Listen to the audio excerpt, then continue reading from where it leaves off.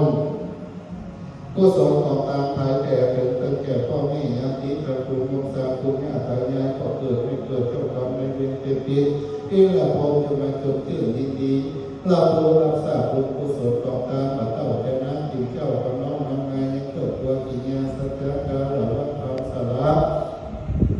สโลกน้ำมันหัวมีสุตันโตตะกะเอามีสมป่วยน้ำพีโลตะกะน้ำอบน้ำหอมจนจัดนาคาถาระเบียนจำเนียงไม่เหนือการเพื่อจะ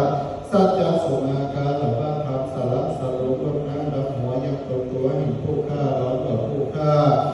ได้ประมาณก็ทำต่อโมราสธาโมราสธาได้ประมาณก็ทำต่อตัวผู้ฆ่าได้ประมาณก็ทำซึ่งการไปมาทั้งสองเรื่องกายด้วยกายอย่างกรรมสามปุถีกรรมสี่มโนกรรมสามมันเป็นกรรมมโนทั้งสิบได้ประมาณก็แม่นิยามปาทาทั้งสี่ได้นำนอนยืนเตียวขึ้นตีกรรมอย่างที่สูงติฉินลิงตา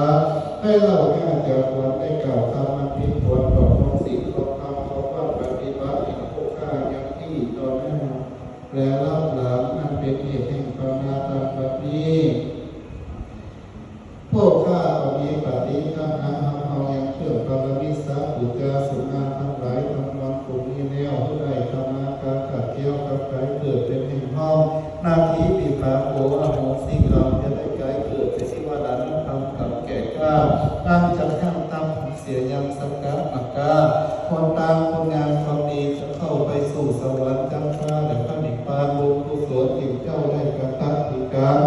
ตั้งเองด้วยการสร้างไว้แล้วถึงได้ปกป้องรักษาคุ้มครองโมราศรัทธาและนำดับหายเสียงทุกโศกโรคภัยแต่วันนี้ไปวันนี้สุดกายสบายใจมีโชคมีชัยยุ่งหมัดปัดเดือได้เป็นเจ้าเงินเจ้าคำเจ้าแก้วเจ้าแสงเจ้าคนนายโอนสังเวยสิทธิเป็นสัตว์ผู้มีสติปัญญาดีมีดวงตาเห็นธรรมเดินตาเดินทางไปสู่ที่ใกล้ที่ไกลปลอดภัยไปดีมาดีโชคมีลาภถ้าได้เสียงหมู่มาขัดศึกศัตรูเป็นที่รักเมตตาเอ็นดูแก่คนแก่เทวดาข้ามสู่ศาสนาไปจนถึงจิตรับจิตการอันเดินยาวนานจนถึงพระนิพพานเป็นพระสิทธิตานา